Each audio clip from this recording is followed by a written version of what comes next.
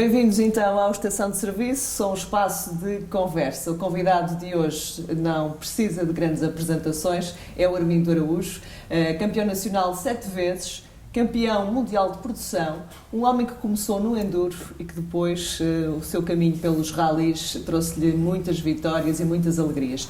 Eu confesso que das vezes todas que falamos, eu acho que nunca abordei a questão de teres feito enduro.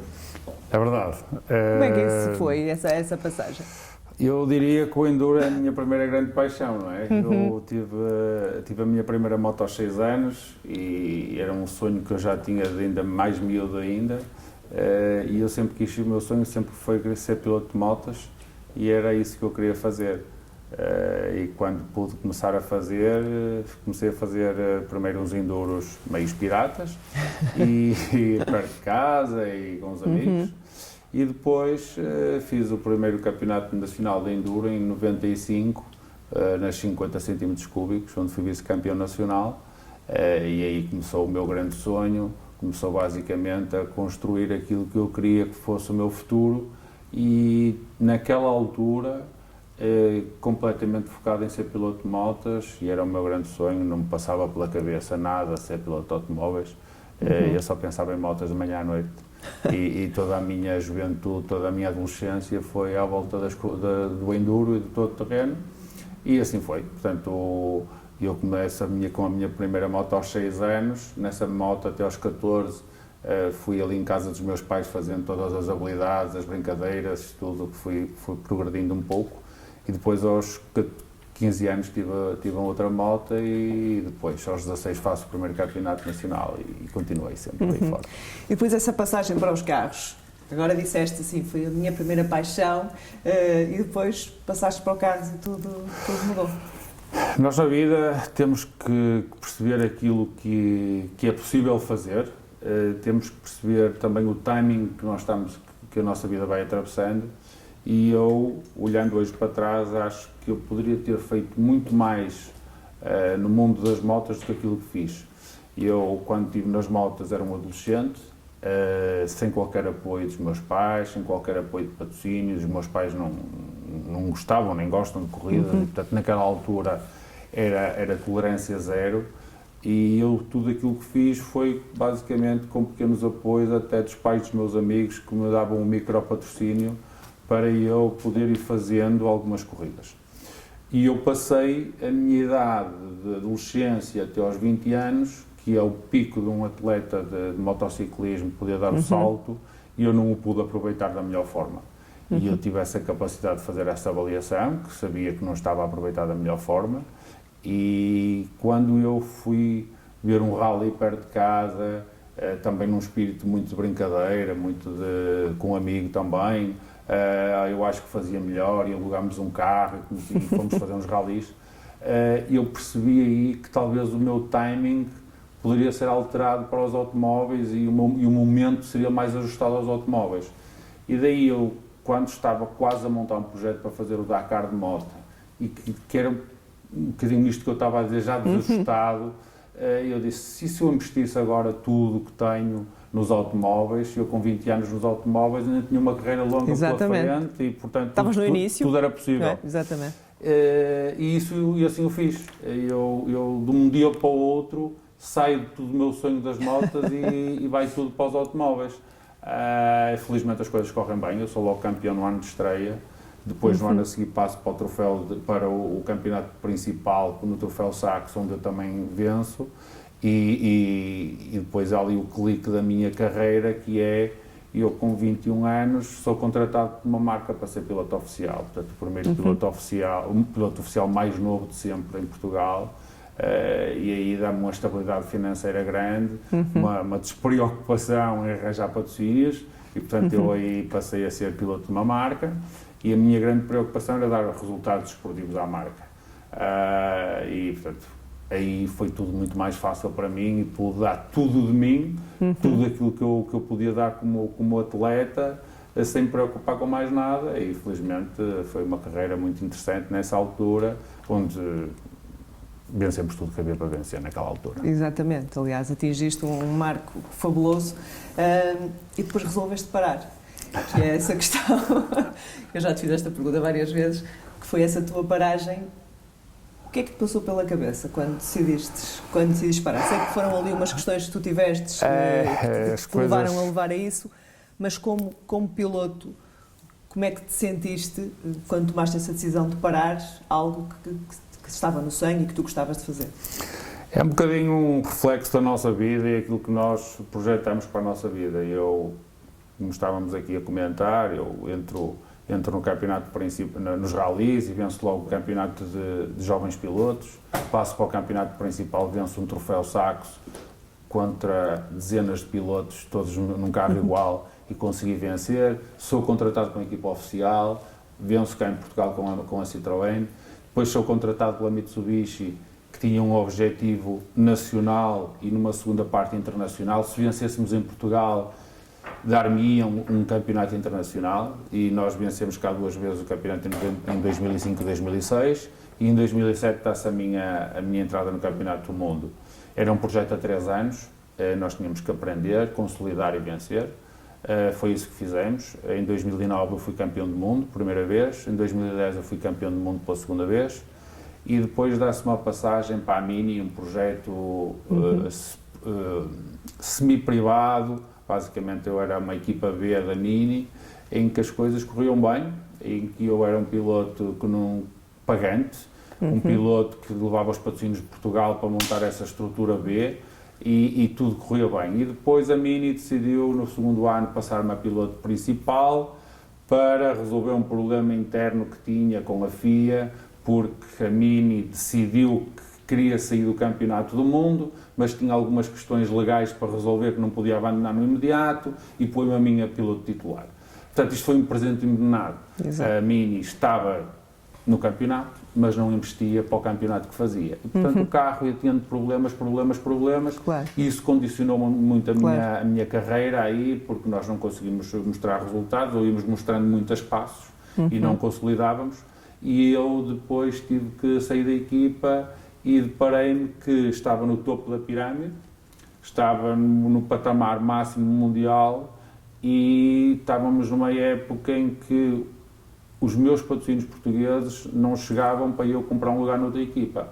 Eu tive ofertas da Ford, tive ofertas da Citroën, tive ofertas de todas as equipas do mercado, em que vieram ter comigo e que me ofereceram um lugar, mas eu tinha que levar o dinheiro de Portugal, e o dinheiro de Portugal não chegava para pagar o lugar, e eu tive que fazer uma reflexão, o que é que eu podia fazer da minha vida. Se eu não podia comprar o lugar, tinha que ir para um campeonato inferior, e eu também não queria ir para um campeonato inferior, claro. E portanto eu decidi parar com a minha atividade em 2012 e decidi fazer coisas que já não fazia há muitos anos, que eu estava há muitos anos a correr lá fora, e portanto parei para viajar, para tomar conta de outros negócios, montar outros negócios, e fiz 5 anos sabáticos a viajar e a tomar conta da minha vida noutras áreas. Até que em 2017, final de 2017, ou no Rally de Portugal de 2017... Foste fazer carro zero. Fui fazer de carro zero porque o Carlos Barbosa, o presidente do ACP, ligou-me, e que havia uma questão muito importante, regulamentar, por ser o carro zero numa prova do Campeonato do Mundo em Portugal, tinha que ser um piloto que já tivesse feito WRC. Portugal não tinha mais ninguém a não ser eu, e eu tinha que correr. Eu tinha que fazer de carro zero. Portanto, ele convenceu-me, eu fiz a prova de carro zero, e quando eu achava que já estava desligado do motorsport, o bichinho apareceu outra vez. Eu gostei da sensação, achei que estava completamente apto para voltar a outro projeto, e comecei a pensar naquilo, e o destino esbarrou comigo, que eu encontrei uma pessoa que era muito próxima do presidente da Hyundai, que me contou que a Hyundai vinha para os rallies. Rapidamente chegámos a um encontro e eu fui correr para a Hyundai em 2018 e nunca mais parei até agora.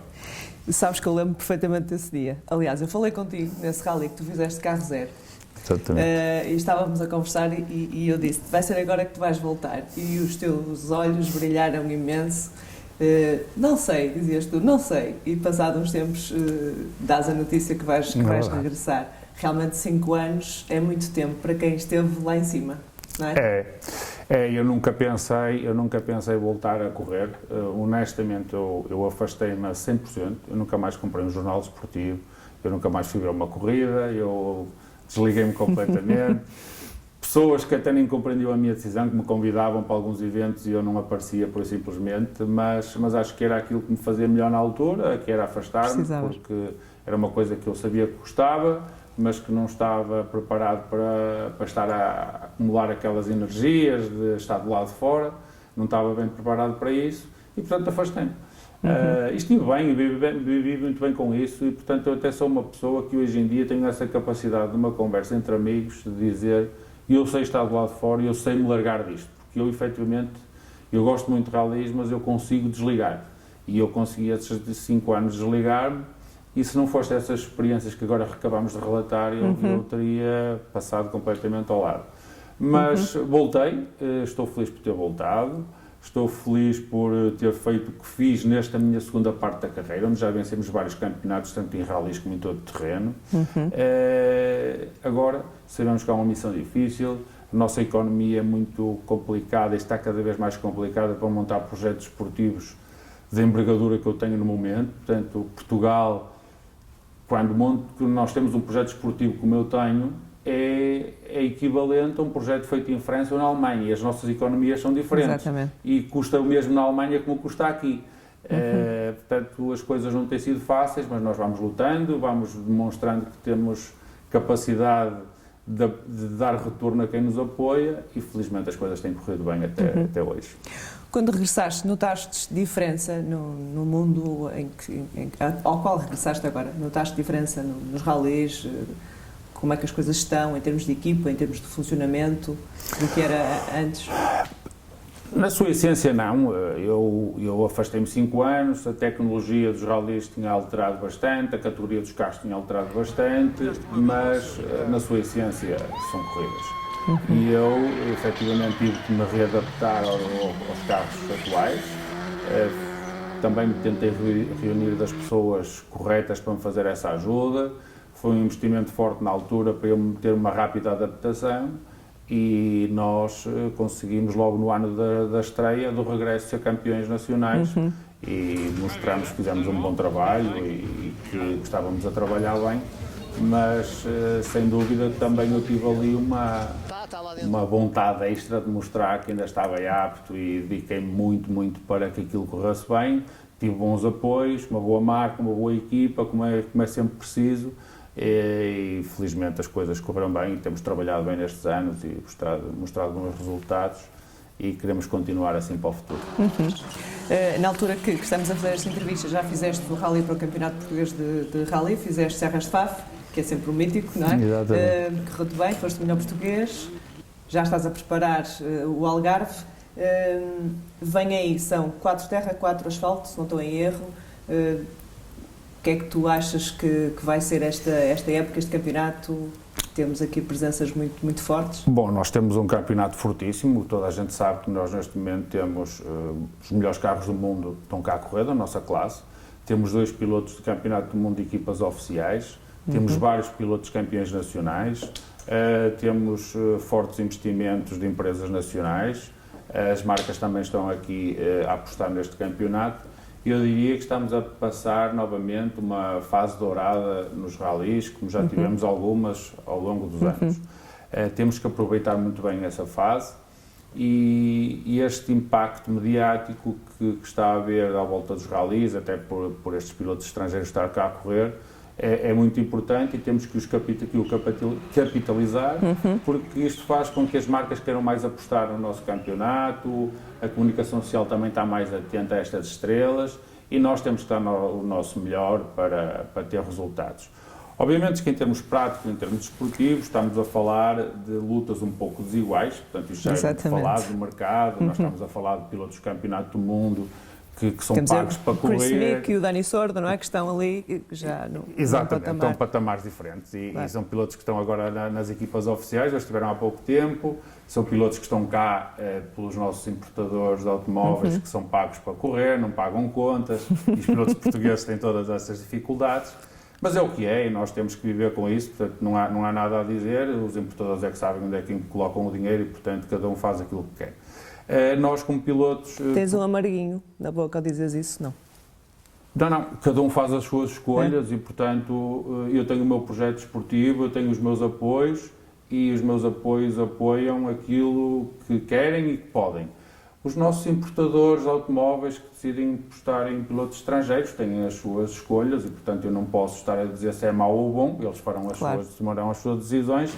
É evidente que isto vai ter algum impacto, tem um impacto positivo agora, terá o seu impacto negativo, porque isto também pode estar às pernas aos jovens pilotos, que podiam ser apoiados como eu fui quando era mais jovem, fui apoiado pelos importadores. Claro. Os jovens de hoje em dia não estão a ser apoiados, estão a ser apoiados em pilotos estrangeiros, mas eu não tenho que ser eu que fazer essa reflexão. Quem tem que fazer é as marcas, a nossa federação, e quem tem poderes de decisão. Eu sou um atleta e sou um mero desportista e, portanto, trato do meu projeto desportivo e nada mais. Mas é bom, voltando à nossa questão, é bom esse impacto mediático e nós também temos que nos medir sempre por aquilo que é forte, que traz resultados, e nós temos feito esse trabalho. Sabemos que são guerras um bocadinho desajustadas, mas eu olho para aquilo que eu posso dar e eu tenho efetivamente feito um bom trabalho, acho eu. Fomos os melhores pilotos portugueses e queremos continuar a ser assim para o resto da época, sabendo que há pilotos que são mais fortes no asfalto, outros em terra, outros estarão melhor agora na próxima prova. Portanto, nós vamos tentando, neste equilíbrio de campeonato, sermos sempre a equipa portuguesa mais forte, é o nosso grande objetivo. Falaste nessa questão, tu tens preferência, sempre foste, ou daste bem nos dois terrenos? Eu, por acaso, eu gosto muito de terra, porque também venho das motas de todo terreno, gosto muito de terra, mas também noto que sou bastante competitivo em asfalto. Tenho um carinho especial por provas com muita chuva, com muita lama, é aquilo que eu me sinto mais à vontade. Portanto, aqui o Terras de Faf para mim foi uma prova muito agradável. Espero que chova para a semana também no Algarve, já agora. E é aquilo que eu gosto. Agora sabemos que é um campeonato de 8 corridas, em dois pisos, e que há pilotos que estão melhor aqui, outros que estão melhor ali. Portanto, ainda estamos no início, ainda ninguém sabe muito bem para onde é que vai cair a tendência do campeonato. Uma tendência natural é dos estrangeiros primeiro, e depois vamos ter aqui um leque de 3, 4 pilotos portugueses a lutar pelos outros lugares, que eu gostaria de ser eu o primeiro desses, como é óbvio. Olha, e depois temos, entretanto, em maio, não é, o famoso Rally de Portugal, que é também aquele momento esperado por todos, e o facto de termos esta prova cá em Portugal também nos alegra muito, e vocês como pilotos a correr em casa neste campeonato. Eu acho que é a cereja no topo do bolo quando temos o Rally de Portugal, e já falando sobre isso mesmo, é muito importante dar os parabéns aqui ao ACP por conseguir manter esta prova internacional no nosso campeonato e trazê-la cá para o nosso país, porque isto, nós por vezes chegamos aos nossos parceiros em que falamos do campeonato, que queremos ser campeões nacionais, etc. E a primeira que nos pergunta é o Rally de Portugal. O Rally de Portugal é que arrasta todo o resto do ano e é o Rally de Portugal que nos dá o maior retorno do campeonato. Às vezes as pessoas dizem o Rally de Portugal não devia fazer parte do campeonato. Isso é uma visão que eu tenho que respeitar, mas efetivamente quem tem que montar um projeto esportivo, ter o Rally de Portugal é incluído, é aquilo que nos faz alimentar o nosso campeonato e alimentar o nosso projeto. Claro. Há muitos países que gostavam de ter uma prova do campeonato do mundo e não a têm, e nós temos que a saber aproveitar e tratar bem. O meu grande objetivo, e é sabido há muitos anos, eu sou o piloto mais vencedor do Rally de Portugal em termos de classificação portuguesa e até de vencedor à geral, e eu já venci como melhor português 13 vezes, e o meu grande objetivo é passar agora a ser da 14ª. Sei que é uma prova muito importante para os meus parceiros, é muito importante para o nosso reconhecimento nacional, ser o melhor português, e um dos grandes meus objetivos do meu projeto anual é ser a melhor dupla portuguesa no Rally de Portugal. Olha, fala-me do teu carro agora, que ainda não tivemos a oportunidade de falar sobre ele. Sim, nós tripulamos um Skoda Rally 2, que é o carro com o maior palmarés da categoria Rally 2 de todas as marcas. É um carro muito bem testado, muito bem desenvolvido, com um enorme palmarés, como eu disse, e é um carro que eu diria muito friendly. O carro é muito fácil de utilizar. Nós recebemos da Skoda já muitas bases muito bem preparadas para trabalharmos para os rallies e conseguimos ter sempre uma boa base de arranque. Além disso, eu também tenho o apoio da Skoda Motorsport, onde temos cá um engenheiro permanente em todas as provas e testes, que é muito mais fácil chegarmos ao compromisso final. A TRF, que é a minha equipa que me apoia tecnicamente, com toda a sua estrutura técnica. Nós temos um carro de terra agora para esta fase de terra, vamos receber um carro novo para asfalto. Portanto, acho que foi uma época bem estruturada, bem programada, e FAF demonstrou que até agora o trabalho foi bem feito. Portanto, eu espero que assim continue para o resto da época. Uhum.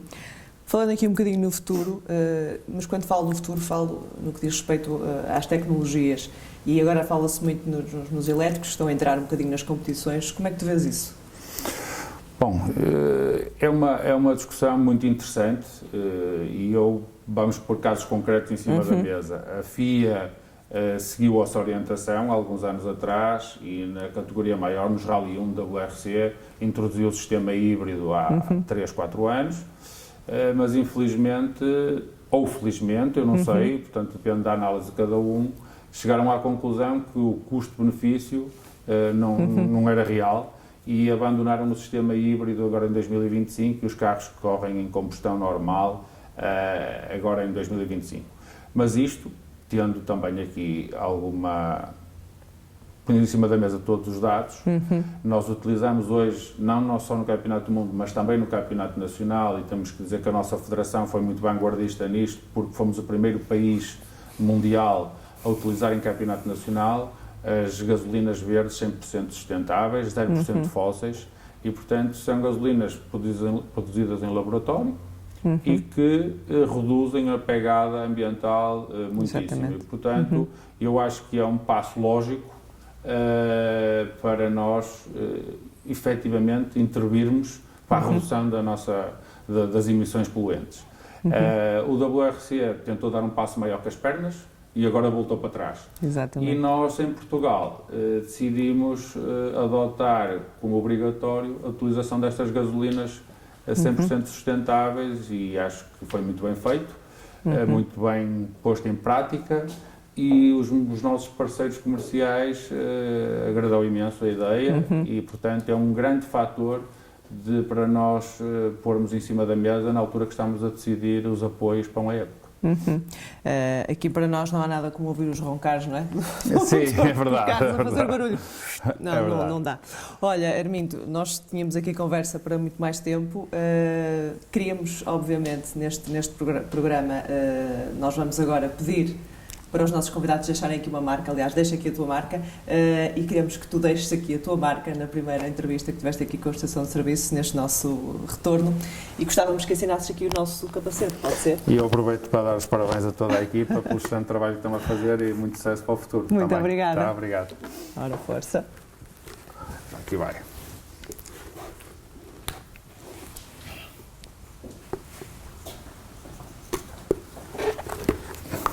Aí está, Armindo Araújo a deixar a marca aqui na Estação de Serviço. Nós ficamos por aqui com esta conversa, com este piloto que lá está, com este palmarés invejável. Por isso não perca as próximas entrevistas do Estação de Serviço. Obrigada.